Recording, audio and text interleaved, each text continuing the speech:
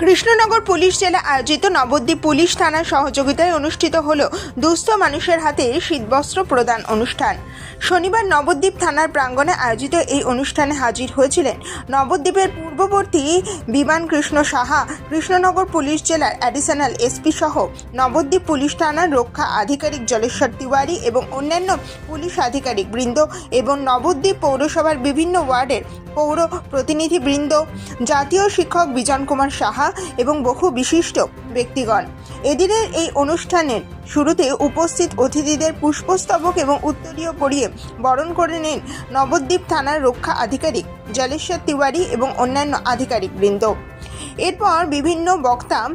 সেই সঙ্গে বস্ত্র বিতরণ করেন এবং তারা বক্তব্য রাখতে গিয়ে বলেন, রাজ্যের মুখ্যমন্ত্রী মমতা ব্যানার্জির অনুপ্রেরণায় রাজ্যের বিভিন্ন জায়গায় পুলিশ প্রশাসনের পক্ষ থেকে এই ধরনের বিভিন্ন অনুষ্ঠানের আয়োজন করা